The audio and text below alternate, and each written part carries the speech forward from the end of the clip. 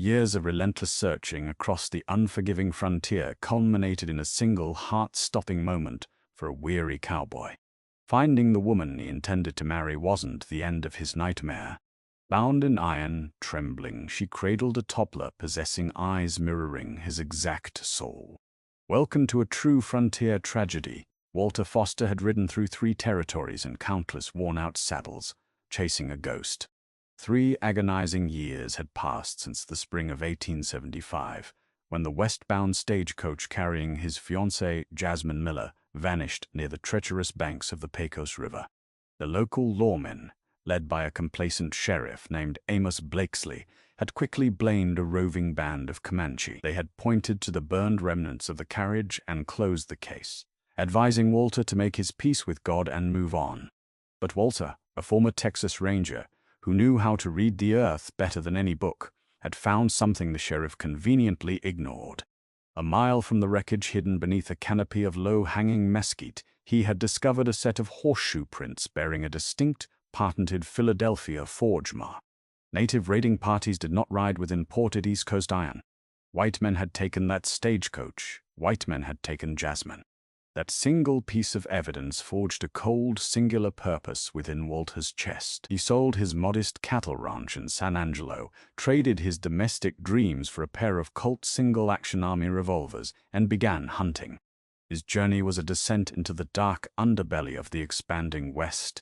He tracked rumors through the smoky, violent saloons of Dodge City, interrogated stagecoach robbers in the territorial prisons of New Mexico, and left a trail of broken, bleeding outlaws across the sun-baked plains. He became a man driven by a singular, consuming obsession, his humanity slowly eroding with every dead end. A breakthrough arrived on a freezing night in a Cheyenne gambling hall. A dying rustler named Cyrus Finch, bleeding out from a card-table dispute, decided to clear his conscience in exchange for a sip of whiskey and a quick bullet to end his misery. Finch whispered a name that made the hardened criminals of the territory lower their voices: Bo Hackett. Hackett was not merely an outlaw, he was an industrious monster, operating far beyond the reach of federal marshals. Deep within the jagged, inaccessible peaks of the Bitterroot Range along the Idaho-Montana border, Hackett had established an illegal, deeply lucrative silver mining operation. But Hackett didn't pay wages. He bought labor from human traffickers, stagecoach robbers, and corrupt orphanage directors. He ran a camp of slaves, operating under the brutal law of the whip and the iron collar. According to Finch's dying breaths, any women who survived the initial stagecoach raids were dragged up to the Bitterroot claim to serve as camp labor. The journey into the Bitterroot Range nearly killed Walter. The terrain was a vertical nightmare of black rock and treacherous ice, battered by howling winds that threatened to throw his horse down 1,000-foot drops. For 2 weeks, he navigated the frozen wilderness, surviving on hardtack and sheer willpower. Finally, crested upon a ridge overlooking a hidden, bowl-shaped valley, he saw the plume of thick, acrid black smoke. Through his brass spyglass, Walter observed the hellscape below. Hackett's camp was a sprawling infection of timber shacks, mud, and raw open mine shafts. Armed guards, bundled in heavy furs and carrying Winchester repeating rifles, patrolled the perimeter with vicious dogs on heavy chain leashes. But it was the workers that made Walter's blood run cold. Men and women moved like broken automatons in the freezing mud. Even from a distance, the glint of metal was unmistakable. They were chained together. Heavy, rusted iron links connected their ankles, dragging through the snow and muck as they hauled timber, broke rocks, and pushed heavy ore carts. The crack of a bullwhip echoed off the canyon walls, followed by a faint, wretched cry that was immediately swallowed by the harsh wind. Walter lay still on the freezing ridge for 2 days and 2 nights, meticulously memorizing the patrol routes, the shift changes of the guards, and the layout of the compound. He noted a separate ramshackle building near the river where the women were marched at gunpoint to scrub heavy canvas clothing in the freezing water. His heart pounded a relentless rhythm against his ribs. Jasmine had been a refined, gentle woman, a schoolteacher from Ohio who had moved west for a new life. If she was down there, in that freezing hell, what had 3 years of this brutality done to her? As the sun dipped behind the western peaks on the second evening, casting the valley into deep, violent shadows. Walter checked the cylinders of his Colts, tightened the saddle girth on his horse, and began the perilous descent into the valley. He was not a lawman anymore. He was a force of reckoning. Midnight draped the mining camp in a heavy, suffocating darkness, broken only by the flickering glow of scattered oil lanterns and the occasional spark from the smelter. Walter moved through the perimeter like a phantom, stepping silently over the frozen mud.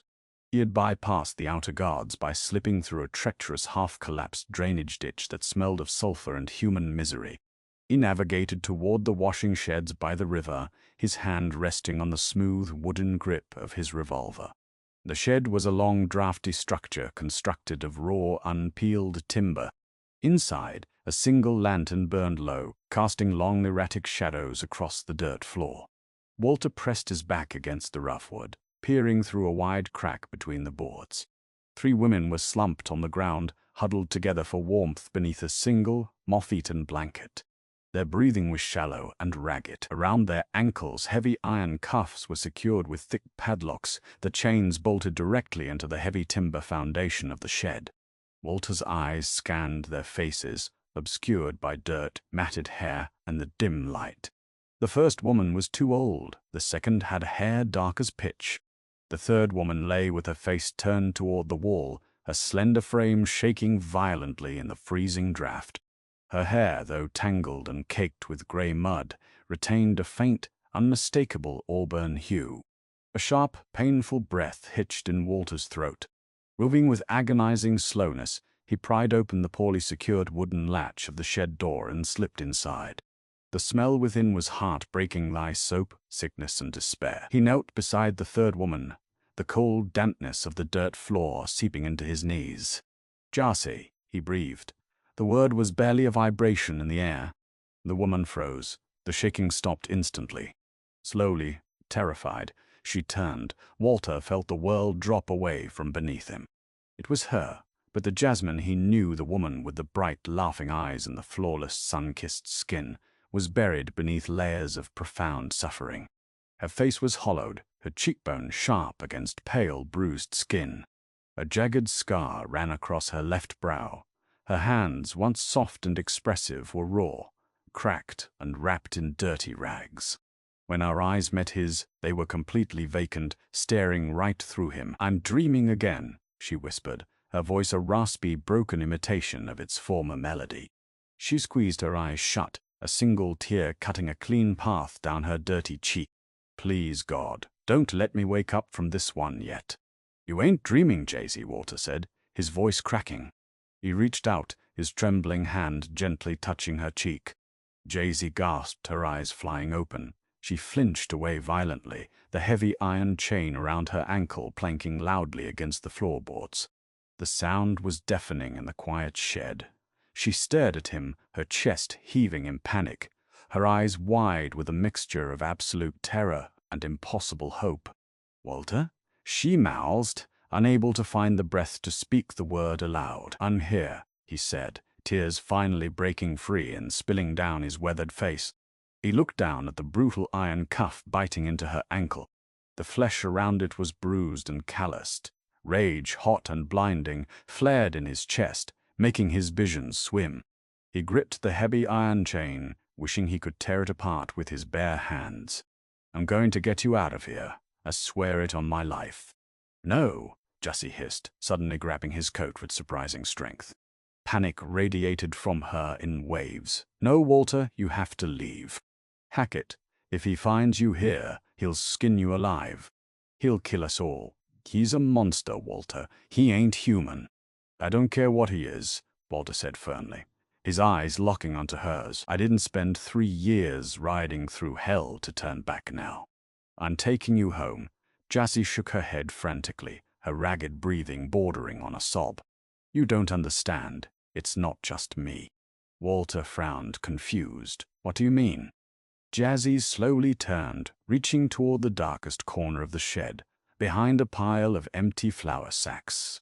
"Come here, sweet pea," she whispered gently. "It's okay." From the shadows a small figure emerged. Walter froze, his breath completely abandoning his lungs. A child. A little boy no older than 2 stepped hesitantly into the dim light of the lantern. He was clad in an oversized burlap sack that had been crudely fashioned into a shirt. His face was smudged with soot, and he clutched a small carved wooden horse in his dirty little hands. The boy hid behind Jaycee's chained leg, peering around her at the strange man kneeling in the dirt. Walter stared at the child, his mind struggling to comprehend what he was seeing. And then the boy looked up, catching the lantern light perfectly. The eyes that stared back at Walter were not Jazzy's soft hazel.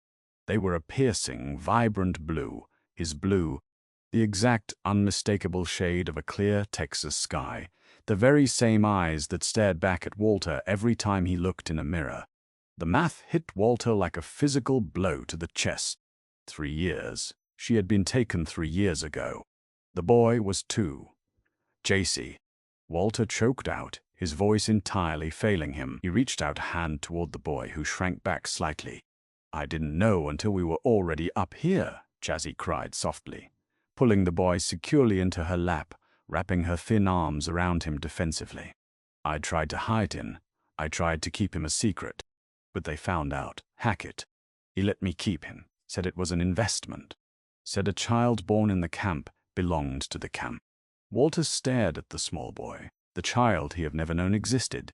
His son, born in captivity, raised in the shadows of a brutal mining camp, wearing rags and listening to the sound of his mother's chains.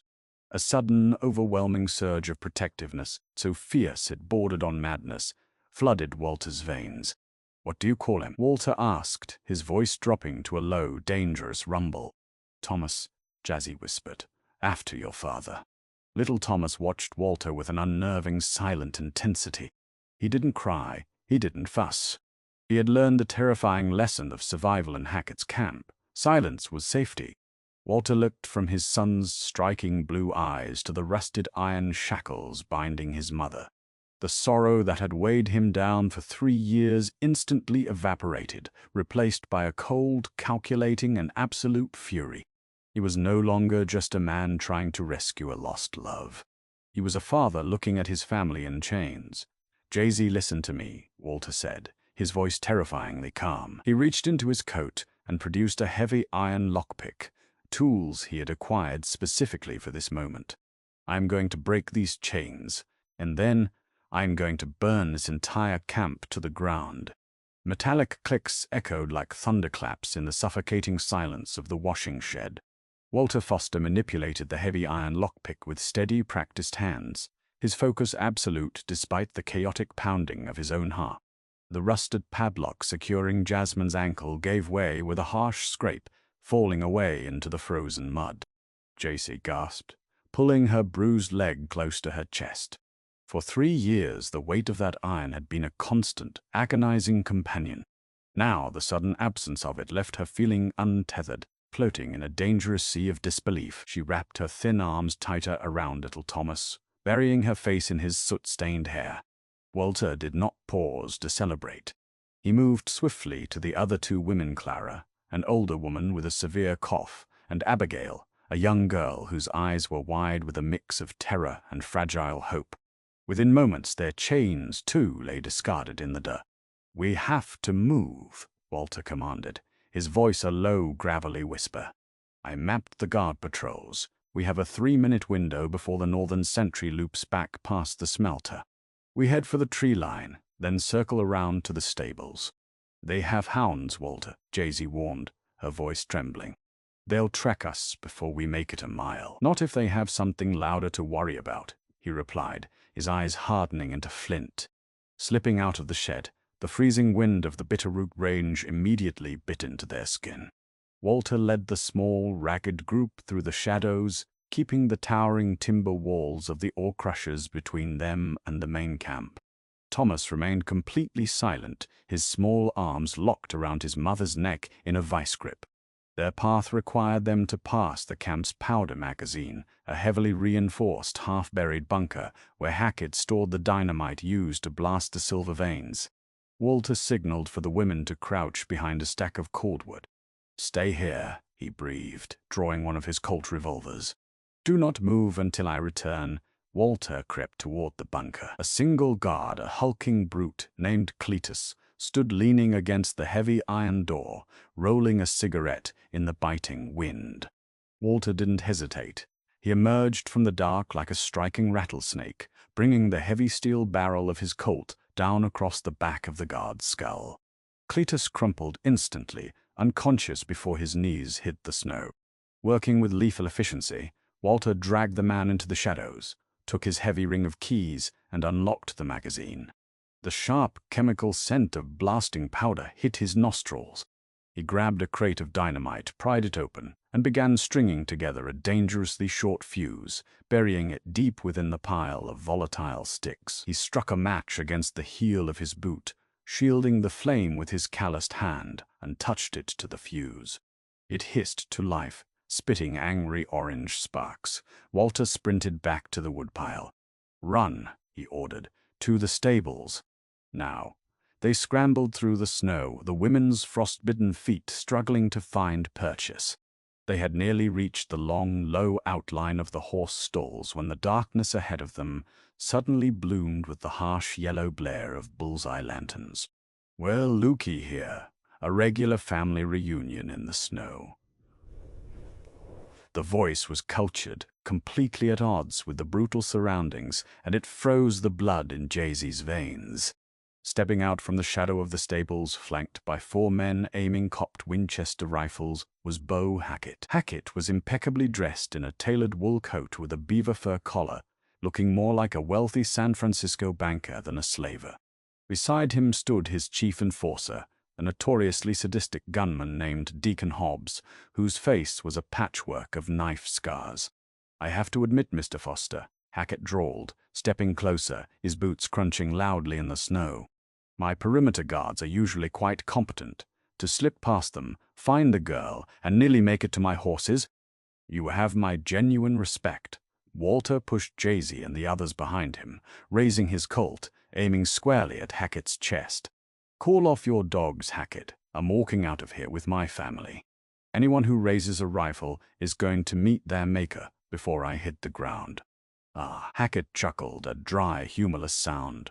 "A noble sentiment, but mathematically unsound. 4 rifles against 1 pistol.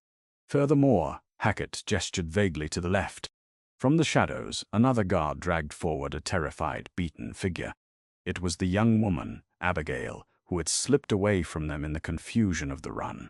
She was weeping hysterically. "Abigail found my men before she found the stables," Hackett said smoothly. "She was quite eager to trade your location for a post by the fire and a warm meal. Fear is a remarkable motivator, Mr. Foster. It strips away loyalty so efficiently." Walter's jaw tightened.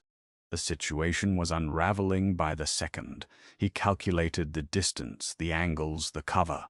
He just needed the distraction. "Throw down the iron, Texas Ranger," Deacon Hobbs growled, raising his rifle to aim directly at the bundle in Jassie's arms. "Or the bastard kid catches the first piece of lead." Jazzy let out a choked, terrified sob, turning her body to shield Thomas. "Your time is up, Hackett," Walter said, his voice deadly calm. He didn't lower his gun. He just started counting backward in his head. 3, 2. "Shoot him," Hackett sighed, waving his hand dismissively. 1. The explosion tore the night apart.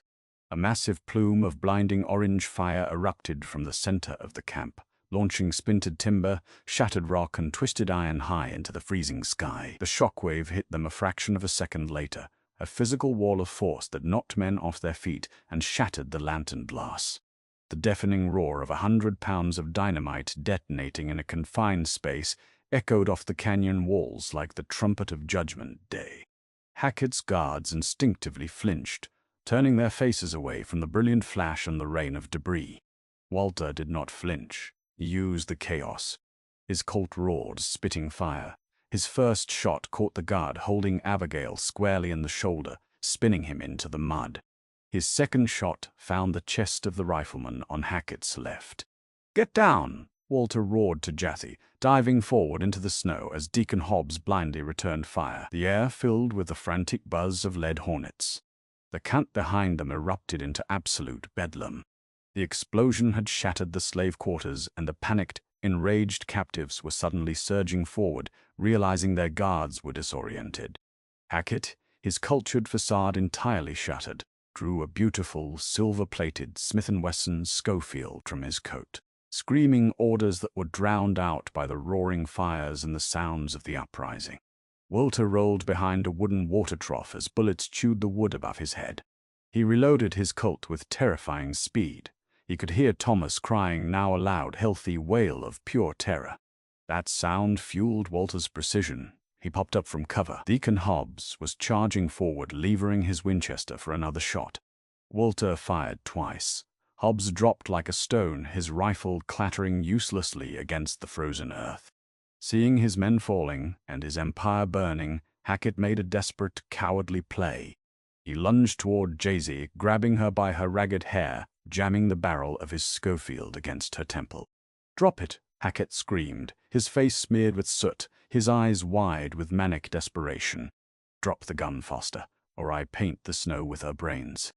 Silence suddenly fell over their small corner of the battlefield, punctuated only by the crackling of the burning timber and Thomas's sobbing.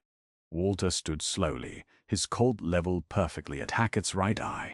"Let her go," Walter whispered. "I will kill her," Hackett shrieked. "You pull that trigger. The recoil throws your head back an inch," Walter said, his voice eerily devoid of emotion. "My bullet is already in the air. It enters your left socket and blows out the back of your skull. You die before she hits the ground. That's a promise." Hackett hesitated. In that singular, microscopic fraction of a second of doubt, Jaycee drove her elbow backward with every ounce of desperate, furious strength she possessed, striking Hackett brutally in the ribs. Hackett grunted, his grip loosening just enough. Jaycee dropped to the snow, dragging Thomas down with her. Walter's finger squeezed the trigger. The Colt bucked in his hand. The bullet tugged Bo Hackett perfectly in the center of his chest. The force of the heavy .45 caliber slug threw the slaver backward. He hit the snow hard, his expensive wool coat instantly staining a dark, spreading crimson.